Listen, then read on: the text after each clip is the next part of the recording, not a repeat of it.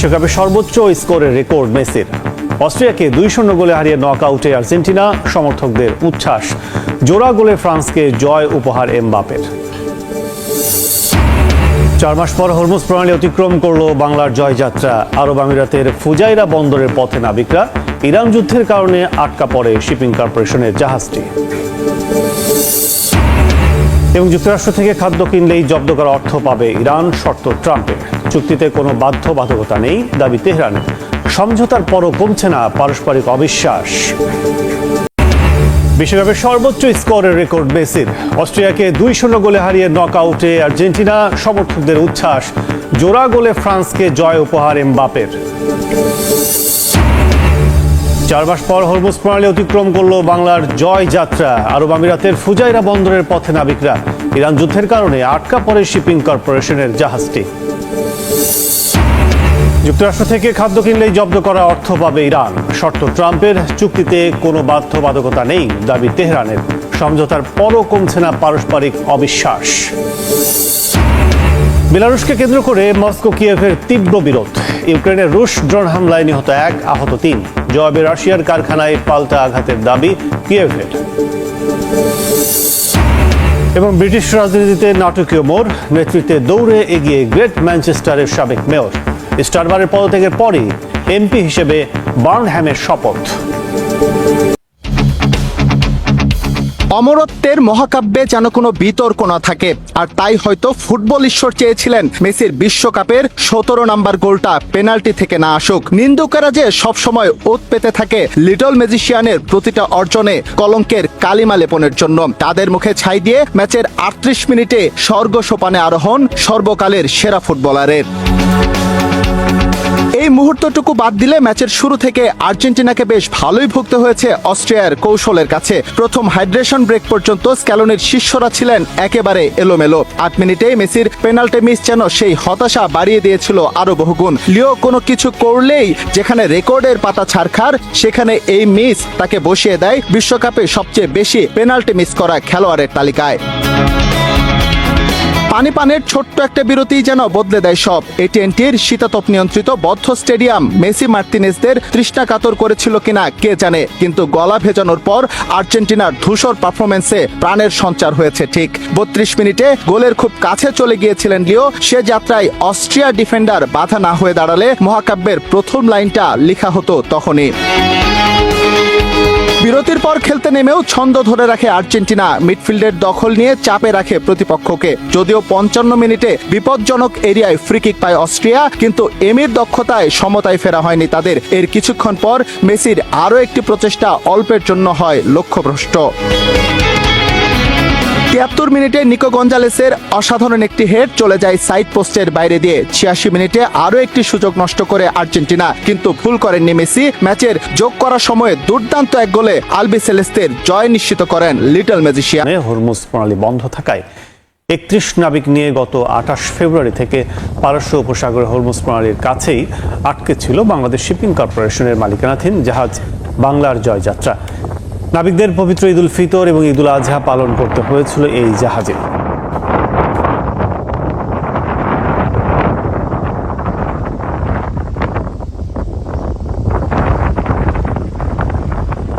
France থাকাকালীন সময় কোনো নীরব সময় ছিল না। ওনার মিসাইল দেখেছেন ওনাদের মাথার উপর দিয়ে যেতে, ওনাদের পাশে এক জাহাজের লেগেছে, ওই জাহাজ থেকে মিসাইল পরবর যে টুকরাংশগুলো আরেক জাহাজে পড়েছে।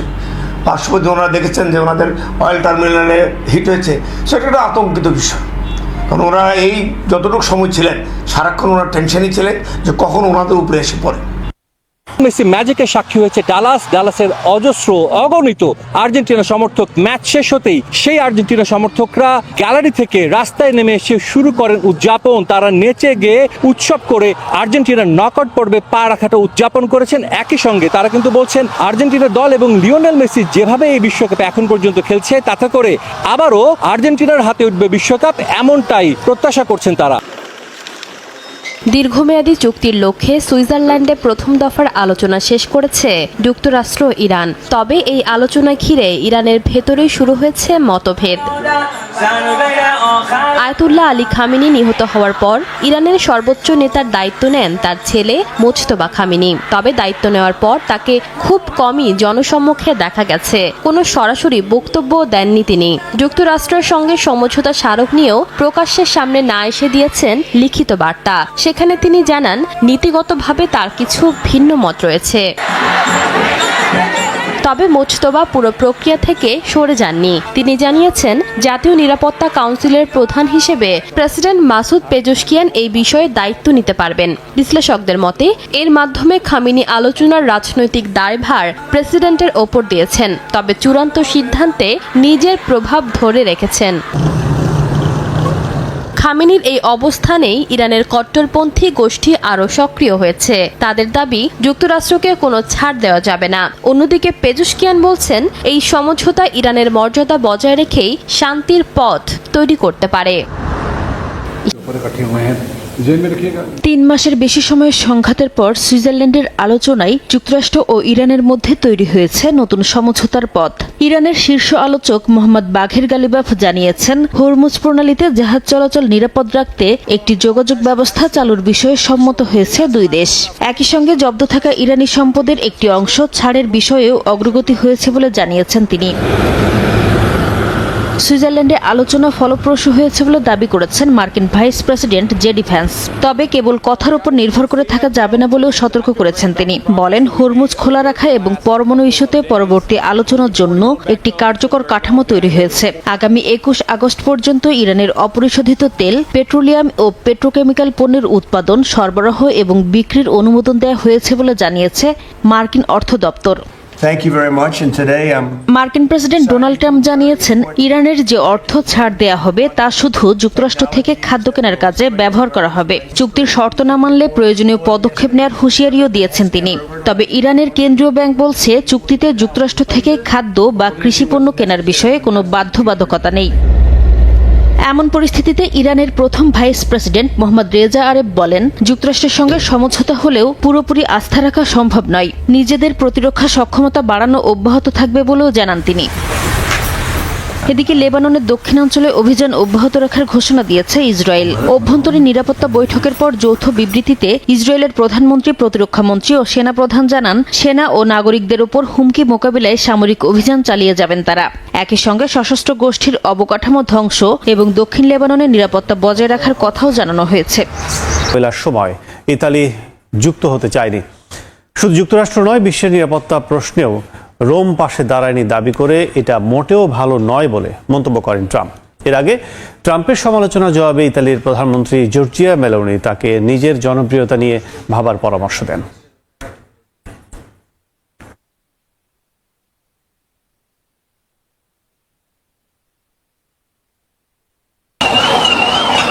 গাজা সিটির পশ্চিমাঞ্চলে একটি বেসামরিক গাড়িকে লক্ষ্য করে হামলা চালায় ইসরায়েলি সেনারা। ফিলিস্তিনি রেড ক্রিসেন্ট জানায় এতে 17 বছর বয়সী এক শিক্ষার্থী নিহত হয়েছেন। আহত হয়েছেন আরও বেশ কয়েকজন। প্রত্যক্ষদর্শীরা বলছেন জনবহুল এলাকায় একাধিক ক্ষেপণাস্ত্র আঘাত হানে।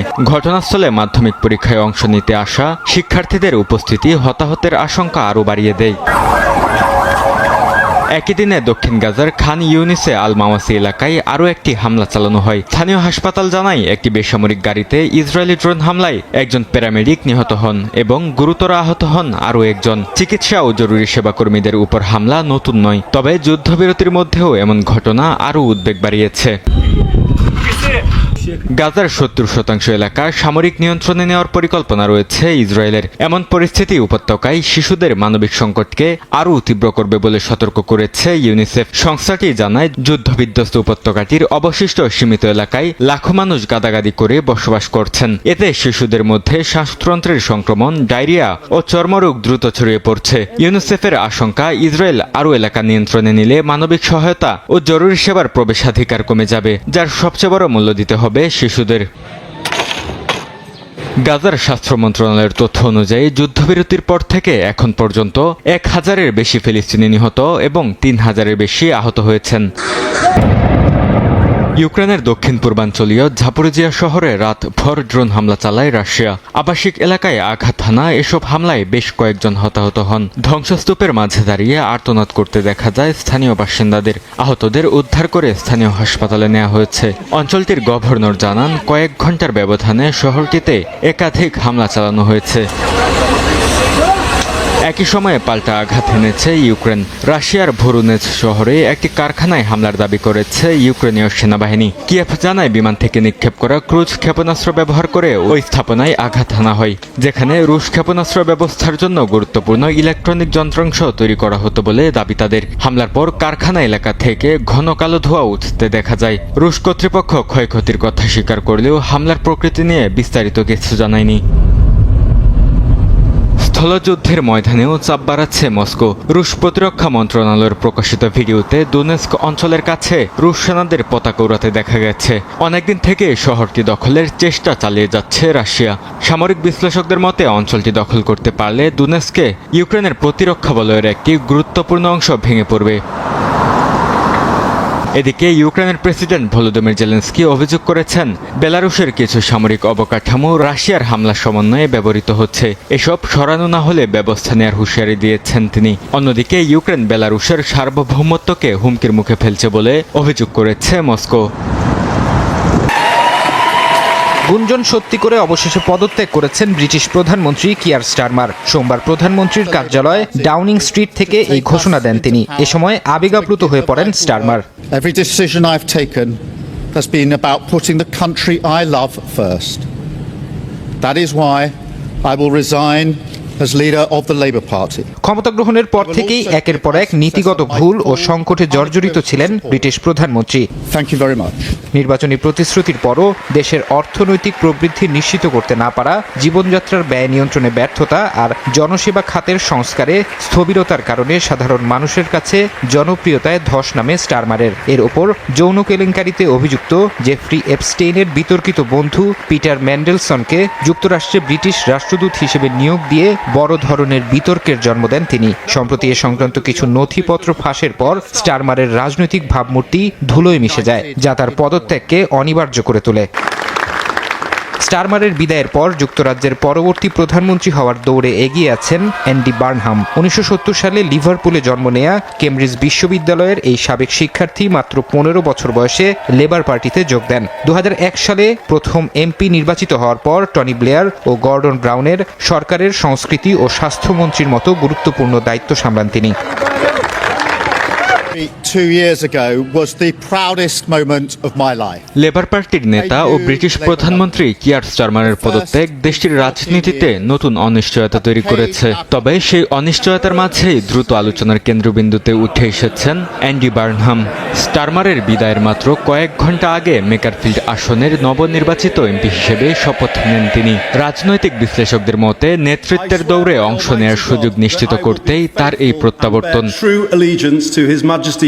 গত কয়েক বছরে গ্রেটার ম্যানচেস্টারের মেয়র হিসেবে বার্নহ্যাম নিজের একটি স্বতন্ত্র রাজনৈতিক অবস্থান গড়ে তুলেছেন। সাম্প্রতিক মেকারফিল্ড উপনির্বাচনে ডানপন্থী রিফর্ম ইউকেকে বড় ব্যবধানে পরাজিত করে তিনি আবারও জাতীয় পর্যায়ে নিজের জনপ্রিয়তার প্রমাণ দেন। এমন এক সময়ে এই জয় আসে যখন স্থানীয় নির্বাচনে লেবার পার্টি উল্লেখযোগ্য ধাক্কা খেয়েছিল এবং দলের ভবিষ্যৎ নেতৃত্ব নিয়ে প্রশ্ন উঠতে শুরু করেছিল। স্টারমার সরকারের প্রতি অসন্তোষ বাড়ার সঙ্গে সঙ্গে লেবার পার্টির অভ্যন্তরেও পরিবর্তনের দাবি জোরালো হয়। সে প্রেক্ষাপটে বার্নহ্যামের পক্ষে দাঁড়িয়েছেন সাবেক স্বাস্থ্যমন্ত্রী ওয়েস ট্রিটিংস সহ দলের প্রভাবশালী অনেক নেতা। নিজের নেতৃত্বের লড়াইয়ে নামার ইঙ্গিত দিলেও শেষ পর্যন্ত ট্রিটিং বার্নহ্যামকে সমর্থন দেওয়ার ঘোষণা দেন। এতে নেতৃত্বের প্রতিযোগিতায় বার্নহ্যামের অবস্থান আরও শক্তিশালী হয়েছে বলে মনে করা হচ্ছে। কমন্সে শপথ গ্রহণের পর বার্নহ্যামকে ঘিরে লেবার এমপিদের উচ্ছ্বাসও রাজনৈতিক বার্তা হিসেবে দেখা হচ্ছে। প্রায় 2 শতাধিক এমপির উপস্থিতিতে করতালির মধ্য দিয়ে তাকে স্বাগত জানানো হয়। ফলে স্টারমারের বিদায়ের পর কে দলের হাল ধরবেন সে প্রশ্নের উত্তরই অনেকটা স্পষ্ট হয়ে উঠেছে। ফ্রান্স, স্পেন ও ইতালি সহ পশ্চিম ও মধ্য ইউরোপের বিভিন্ন দেশে তাপপ্রবাহের তীব্রতা বাড়ছে। ফ্রান্সের অর্ধেকেরও বেশি অঞ্চলে জারি করা হয়েছে রেড অ্যালার্ট। দেশটির আবহাওয়া বিভাগ জানিয়েছে বোর্দো শহরে তাপমাত্রা 42 ডিগ্রি সেলসিয়াস পর্যন্ত উঠতে পারে। প্যারিসে 41 ডিগ্রি সেলসিয়াস তাপমাত্রার পূর্বাভাস দেয়া হয়েছে। এমন পরিস্থিতিতে ফ্রান্সে শত শত স্কুল বন্ধ রাখা হয়েছে এবং বাসিন্দাদের সতর্ক থাকতে বলা হয়েছে। স্পেনের কিছু অঞ্চলে তাপমাত্রা স্বাভাবিকের চেয়ে 5 থেকে 10 ডিগ্রি সেলসিয়াস বেশি থাকবে এবং কোথাও কোথাও 44 ডিগ্রি সেলসিয়াস ছুঁতে পারে বলে জানিয়েছে দেশটির আবহাওয়া সংস্থা। প্রচণ্ড গরমে খোলা আকাশের নিচে কাজ করা শ্রমিকরা পড়েছেন চরম দুর্ভোগে। পরিস্থিতির অবনতিতে উত্তরাঞ্চলের বাস্ক অঞ্চলে রেড অ্যালার্ট জারি করা হয়েছে। ইতালির রাজধানী রোমে তীব্র গরমে নাজেহাল হয়ে পড়েছেন স্থানীয় বাসিন্দা ও পর্যটকরা। শহরের তাপমাত্রা 36 ডিগ্রি সেলসিয়াসে পৌঁছালে জনপ্রিয় পর্যটন স্থলে মানুষকে ছাতা ও হাত পাখা ব্যবহার করতে দেখা যায়। টানা কয়েকদিন 35 ডিগ্রির বেশি তাপমাত্রা থাকায় ইতালির 8টি শহরে সর্বোচ্চ সতর্কতা জারি করে কর্তৃপক্ষ। তীব্র তাপপ্রবাহ যুক্তরাজ্যেও। দেশটির আবহাওয়া দফতর জানায় সপ্তাহের মাঝামাঝি তাপমাত্রা 39 ডিগ্রি সেলসিয়াসে পৌঁছাতে পারে, যা জুন মাসের দীর্ঘদিনের রেকর্ড ভেঙে দিতে পারে। ইউরোপ জুড়ে চলমান তাপপ্রবাহের প্রভাব পড়েছে বেলজিয়ামের রাজধানী ব্রাসেলসেও। শহরের জনপ্রিয় পর্যটন কেন্দ্রগুলোতে পর্যটকদের ছায়ায় আশ্রয় নিতে দেখা যায়। তীব্র তাপপ্রবাহে জার্মানি জুড়েও জনজীবন বিপর্যস্ত হয়ে পড়েছে। ফ্রাঙ্কফুর্টে 33 ডিগ্রি সেলসিয়াস তাপমাত্রার মধ্যেও খোলা আকাশের নিচে কাজ চালিয়ে যাচ্ছেন নির্মাণ শ্রমিকরা। আবহাওয়াবিদদের মতে সাহারা মরুভূমি থেকে উত্তর দিকে ধেয়ে আসা উষ্ণবায়ু এই তাপপ্রবাহের মূল কারণ। বিশেষজ্ঞরা বলছেন সাম্প্রতিক বছরগুলোতে ঘন ঘন ও দীর্ঘস্থায়ী তাপপ্রবাহ বৈশ্বিক উষ্ণায়নের স্পষ্ট প্রভাব। ক্ষতিগ্রস্ত পরিবারগুলোর জন্য ক্ষতিপূরণের দাবি পুনর্ব্যক্ত করা হয়। আন্দোলনকারীদের জন্য খাবার ও পানি সরবরাহ করায় স্বেচ্ছাসেবকদের ধন্যবাদ জানান দলের প্রতিষ্ঠাতা অভিজিৎ দীপকে। সরকারের অব্যবস্থাপনার কারণে ক্ষতিগ্রস্ত আত্মহত্যাকারী শিক্ষার্থীদের স্মরণে মোমবাতি প্রজ্বলন কর্মসূচির আয়োজন করে দলটি। এর আগে গেল শনিবার সিজেপি প্রধান অভিজিৎ দীপকের নেতৃত্বে ফের দ্বিতীয় দফায় সমবেত হন শিক্ষার্থী চাকরি প্রার্থীরা।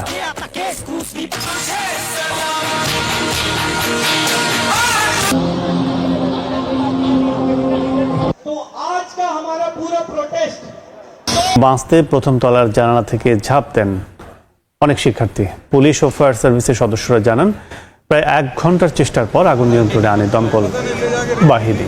আহতদের হাসপাতালে ভর্তি করা হয়েছে এবং দুর্ঘটনার কারণ খতিয়ে দেখা হচ্ছে বলে জানায় পুলিশ। বাণিজ্যিক এলাকাটিতে ভবনে কোচিং সেন্টারের পাশাপাশি পোষা প্রাণীর সরঞ্জামের দোকান সহ আরও কয়েকটি ব্যবসা প্রতিষ্ঠান ছিল।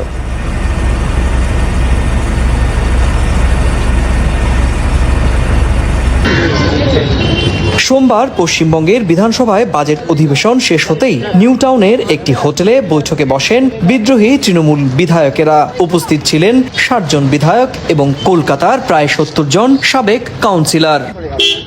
কলকাতার গণমাধ্যমের দাবি, বৈঠক থেকেই ঘোষণা করা হয় 30 সদস্যের নতুন কমিটি। দলের চেয়ারম্যান করা হয় হাওড়ার বিধায়ক অরূপ রায়কে। সহসভাপতি করা হয়েছে অরূপ বিশ্বাস, ফিরহাদ হাকিম এবং রথীন ঘোষকে। সাধারণ সম্পাদক হিসেবে উঠে এসেছেন ঋতব্রত বন্দ্যোপাধ্যায়, জাভেদ খান, সন্দীপন সাহা এবং সাবিনা ইয়াসমিনের নাম।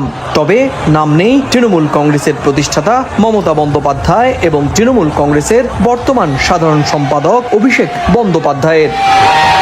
বিদ্রোহীদের দাবি তারাই আসল তৃণমূল। তাদের যুক্তি, দলের গঠনতন্ত্রের 20 নম্বর ধারা অনুযায়ী 3 বছর অন্তর জাতীয় কর্মসমিতির বৈঠক হওয়ার কথা, কিন্তু 2022 সালের পর সেই বৈঠক হয়নি। তাই নতুন কমিটি গঠন করা হয়েছে। তবে মমতা শিবির এই বৈঠককে গুরুত্ব দিচ্ছে না।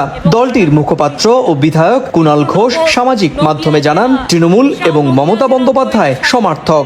বিদ্রোহীদের এমন সিদ্ধান্ত নেয়ার কোনো এখতিয়ার নেই। এই ভাঙনের সূত্রপাত হয় বিধানসভায় সইকাণ্ড ঘিরে। বিরোধী দলনেতা নির্বাচনের প্রস্তাবে কয়েকজন বিধায়কের সই নিয়ে প্রশ্ন ওঠে। সেই অভিযোগ প্রকাশ্যে আনেন ঋতব্রত এবং সন্দীপন সাহা। এরপর 58 বিধায়কের সমর্থনে ঋতব্রত বন্দ্যোপাধ্যায় বিরোধী দলনেতা নির্বাচিত হন। এরপর থেকেই তৃণমূলের ভেতরে বিদ্রোহ আর থামেনি। বিধানসভা থেকে সংগঠন থেকে সংসদীয় দল, একটির পর একটি স্তরে ভাঙন স্পষ্ট হতে শুরু করেছে। রাজধানী প্রাগে হাজারো মানুষ রাষ্ট্রীয় গণমাধ্যমের অর্থায়ন কাঠামো পরিবর্তনের প্রতিবাদে মিছিল করেন। সরকারি টেলিভিশন ও রেডিওর লাইসেন্স ফি বাতিল করে রাষ্ট্রীয় বাজেট থেকে অর্থায়ন করার পরিকল্পনায় গণমাধ্যমের স্বাধীনতা বাধাগ্রস্ত হওয়ার পাশাপাশি রাজনৈতিক হস্তক্ষেপ বাড়বে বলে আশঙ্কা প্রতিবাদকারীদের।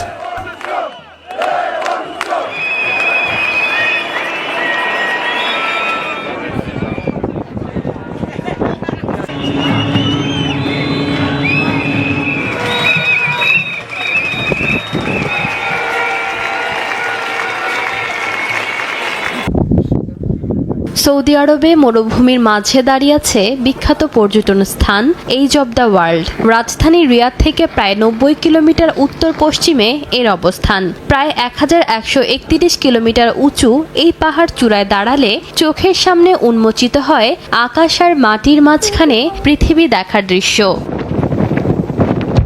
টুয়াইক পর্বতমালার শেষ প্রান্তে অবস্থিত এই পাথুরে ঢালটি কোটি বছর আগে সমুদ্রের তলদেশে ছিল।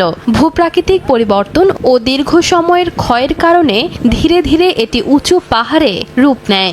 এই কারণেই এখানকার পাহাড়ের স্তরে প্রাচীন সামুদ্রিক জীবাশ্ম পাওয়া যায়। এটা আমার এজ অব দ্য ওয়ার্ল্ডের দ্বিতীয় সফর। জায়গাটা সত্যি অসাধারণ। আমি অবশ্যই বলবো, যদি আপনি রিয়াদে থাকেন বা এখানে দিয়ে যাতায়াত করেন তাহলে এখানে আসা উচিত। শহর থেকে একটু বাইরে হলেও এটি খুবই শান্ত, শীতল এবং প্রশান্তিময় একটি জায়গা। জায়গাটিতে ঘুরতে যান দেশি বিদেশি বহু পর্যটক। ট্যুর আয়োজকরা বলেন, সূর্যোদয় আর সূর্যাস্তের সময় এই জায়গার সৌন্দর্য সবচেয়ে বেশি দেখা যায়। এখন জুন মাসের মাঝামাঝি সময়, শহরের ভেতরে প্রচন্ড গরম, কিন্তু এখানে ঠান্ডা বাতাস বইছে। এখানে কোনো গরমই অনুভব করা যায় না। সত্যি দারুণ আবহাওয়া, আর বছরের যে কোনো সময়ই এখানে আসা যায়। সৌদি পর্যটন কর্তৃপক্ষ জানিয়েছে, এজ অব দ্য ওয়ার্ল্ডে অবশ্যই দলবদ্ধভাবে যেতে হবে। 4 হুইল ড্রাইভ গাড়ি ব্যবহার করা, পর্যাপ্ত পানি ও খাবার নেওয়া এবং হাইকিং জুতা পরা জরুরি। মেঝে তৈরি করা হয়েছিল, সেই মেঝের নিচে প্লাস্টিকের টবে কোকেন রেখে কন্টেনারগুলো মাটির নিচে লুকিয়ে রাখা হয়, যাতে সহজে কেউ খুঁজে না পায়। উদ্ধার হওয়া কোকেনের বাজার মূল্য প্রায় 81 কোটি 60 লাখ অস্ট্রেলিয়ান ডলার। অস্ট্রেলিয়ার পূর্ব উপকূলে মাদক আমদানির বিরুদ্ধে চলমান তদন্তের অংশ হিসেবে এই অভিযান পরিচালনা করা হয়।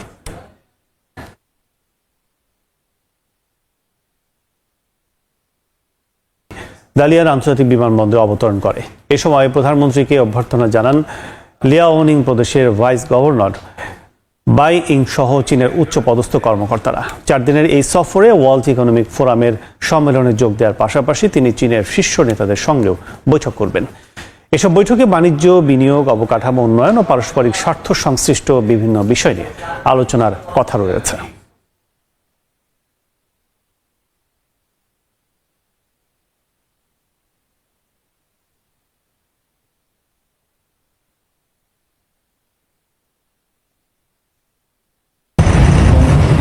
মালদ্বীপের শিক্ষা খাতে দীর্ঘ 3 দশকের বেশি সময় ধরে অবদান রেখে আসছেন প্রবাসী বাংলাদেশি শিক্ষাবিদ আহমেদ মুত্তাকি। শিক্ষা ব্যবস্থার উন্নয়ন, দক্ষ মানব সম্পদ তৈরি এবং উচ্চশিক্ষার প্রসারে অসামান্য ভূমিকার স্বীকৃতি হিসেবে তাকে দেয়া হয়েছে বিশেষ সম্মাননা ও পুরস্কার।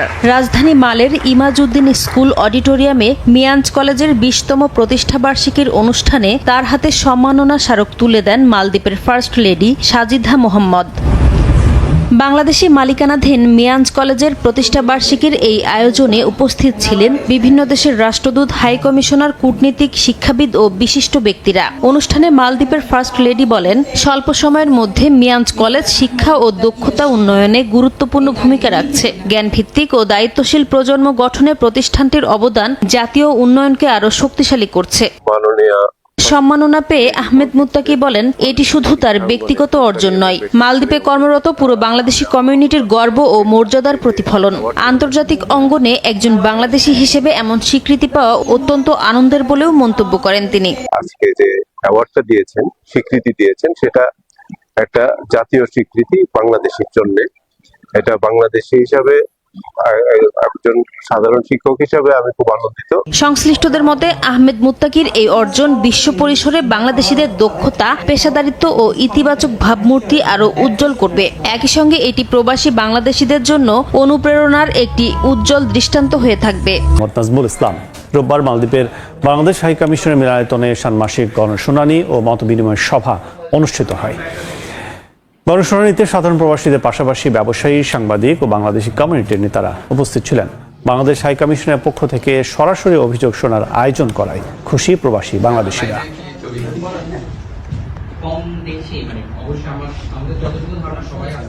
ভ্যানিসের মার্গেরা পার্কে খোলা আকাশের নিচে নৈশভোজের আয়োজন। উদ্দেশ্য প্রতিবেশীদের মধ্যে সম্পর্ক জোরদার ও সংস্কৃতি বিনিময়। বিশ্বের ২৭টি দেশের নাগরিকরা তাদের নিজ নিজ দেশের খাবার রান্না করে অনুষ্ঠানের স্থলে নিয়ে আসেন। পাশাপাশি বসে নিজেদের খাবার ভাগাভাগি করে খান। খাবার শেষে অনেকেই অংশগ্রহণ করেন নিজেদের সাংস্কৃতিক অনুষ্ঠানে। এমন আয়োজনে অংশগ্রহণ করে খুশি প্রবাসী বাংলাদেশিরা। আমরা এমন আয়োজন ছড়িয়ে পড়ুক ইতালির প্রতিটি শহরের পাশাপাশি বিশ্বের প্রতিটি দেশে। এতে কিছুটা হলেও কমবে বৈষম্য, সৃষ্টি হবে প্রতিবেশীদের মধ্যে শান্তিপূর্ণ সুসম্পর্ক। সময় সংবাদ, ইতালি। পরীক্ষা দেখা গেছে ধারালো ছুরিকাঘাতের পাশাপাশি ওই শিক্ষার্থীর গলায় শ্বাসরোধের স্পষ্ট চিহ্ন আছে। জিজ্ঞাসাবাদে আটক ওই সন্দেহভাজন ব্যক্তি শাহরিয়াকে হত্যায় জড়িত থাকার কথা স্বীকার করেছে।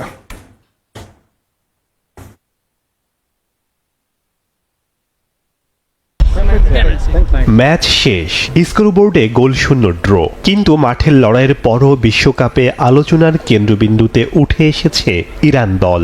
কারণ লস অ্যাঞ্জেলেসের সোফা স্টেডিয়ামের ড্রেসিং রুমে বিদায়ের আগে তারা রেখে গেছে একটি হৃদয় ছোঁয়া চিঠি। হাতে লেখা সেই বার্তা ইরানি ফুটবলাররা লিখেছেন তারা লস অ্যাঞ্জেলেসে এসেছিলেন মাথা উঁচু করে, লড়েছেন সম্মানের সঙ্গে আর বিদায় নিচ্ছেন মর্যাদা নিয়ে। ওই চিঠিতে লস অ্যাঞ্জেলেসের মানুষকে তারা ধন্যবাদ জানিয়েছেন, কৃতজ্ঞতা প্রকাশ করেছেন সেই সব ইরানি সমর্থকদের প্রতিও যারা গত ২ ম্যাচে নিজেদের হৃদয়, কণ্ঠ আর আত্মা উজাড় করে দলের পাশে দাঁড়িয়েছিলেন। আবার লাল কালিতে হ্যাশ চিহ্ন দিয়ে লেখা ছিল ১৬৮ ও মিনাব। বিশ্বকাপ জুড়ে যুক্তরাষ্ট্রের নানা বিধিনিষেধের কারণে ইরান দলকে মেক্সিকোর টিজুয়ানায় অবস্থান করতে হচ্ছে। প্রতিটি ম্যাচ খেলার জন্য তারা যুক্তরাষ্ট্রে ছুটে আসছেন, আর ম্যাচ শেষ হওয়ার ১ ঘন্টার মধ্যেই সেখান থেকে ফিরে যেতে হচ্ছে। সেই কঠিন বাস্তবতার মধ্যেও ড্রেসিং রুমে রেখে যাওয়া চিঠিতে ছিল না কোনো অভিযোগ, ছিল না কোনো ক্ষোভ, বরং শেষ লাইনে তারা লিখেছেন সব জাতির মধ্যে শান্তি, শ্রদ্ধা ও বন্ধুত্ব প্রতিষ্ঠিত হোক। একটি ম্যাচের ফলাফল ইতিহাসে হারিয়ে যায়, কিন্তু কখনো একটি চিঠি হয়ে ওঠে মানবতা, মর্যাদা আর আশার প্রতীক। ইরানের এই বার্তাটি হয়তো ঠিক তেমনই একটি স্মারক হয়ে থাকবে। হাইতিকে হারিয়ে গ্রুপ সি থেকে নকআউটের পথে ১ পা বাড়িয়ে রেখেছে পেন্টা চ্যাম্পিয়নরা। তবে মাঠের সেই জয়ের আনন্দের চেয়েও ব্রাজিল ভক্তদের জন্য বড় স্বস্তি হয়ে এসেছে অনুশীলনের এই দৃশ্যটি। কাফের চোট কাটিয়ে অবশেষে বল পায়ে সবুজ গালিচায় ফিরেছেন নেইমার জুনিয়র। শুধু জিম সেশন নয়, ভিনিসিয়াস জুনিয়র এবং লুকাস পাকেতাদের সঙ্গে ঘাম ঝরিয়েছেন মূল স্কোয়াডের ফুল ট্রেনিং সেশনে। নেইমারের এই ফেরা কেবল দলের শক্তি বাড়ায়নি, চাঙা করেছে ড্রেসিং রুমের আবহাওয়াকেও। স্কটল্যান্ডের বিপক্ষে ম্যাচের আগে কাঙ্ক্ষিত এই নাম্বার 10কে স্কোয়াডে পাওয়ার সুখবর আগেই নিশ্চিত করেছিলেন কোচ কার্লো অ্যানচেলোত্তি। নেইমারের প্রত্যাবর্তন নিয়ে উচ্ছ্বাসটা লুকাননি লুকাস পাকেতাও। আসলে নেইমারের চোট কাটিয়ে মাঠে ফেরা এবং আমাদের সাথে আবার অনুশীলন শুরু করাটা পুরো দলের জন্যই দারুণ খুশির খবর। জাতীয় দলের জন্য ও কতটা গুরুত্বপূর্ণ তা নতুন করে বলার কিছু নেই। ব্রাজিলের জার্সিতে ওর একটা অবিশ্বাস্য ইতিহাস আছে এবং ও এখনো আমাদের অনেক কিছু দিতে পারে। হাইতির বিপক্ষে ম্যাচের অন্যতম কুশীলব ছিলেন পাকুয়েতা নিজেও। শৈশবের বন্ধু ভিনিসিয়াস জুনিয়রকে দিয়ে করিয়েছেন দুর্দান্ত ১ গোল। ফ্লামেঙ্গোর একাডেমি থেকে শুরু হয় এই ২ বন্ধুর রসায়ন এখন বিশ্বকাপ মাতানোর অন্যতম বড় অস্ত্র ব্রাজিলের জন্য। ভিনির সঙ্গে আমার বন্ধুত্বটা অনেক পুরনো। যখন ও খুব ছোট তখন ফ্লামেঙ্গোতে আমাদের প্রথম দেখা। জাতীয় দলে হোক কিংবা দূর থেকে আমরা সব সময় একে অপরের পাশে থাকি। ভিনির প্রতি আমার দারুণ শ্রদ্ধা আর ভালোবাসা আছে। তবে আনন্দের মাঝে কিছুটা মেঘও আছে ব্রাজিল শিবিরে। হ্যামস্ট্রিং ইনজুরির কারণে গ্রুপ পর্ব থেকে ছিটকে গেছেন ফরওয়ার্ড রাফিনিয়া। নকআউট পর্বে যেতে পারলে তবেই দেখা মিলতে পারে তার। তবে রাফিনিয়ার অভাব ভুলে হার্ড রক স্টেডিয়ামে স্কটল্যান্ডকে উড়িয়েই নকআউট নিশ্চিত করতে চায় অ্যানচেলোত্তির শিষ্যরা। নিয়ন মুহাইমিন, সময় সংবাদ।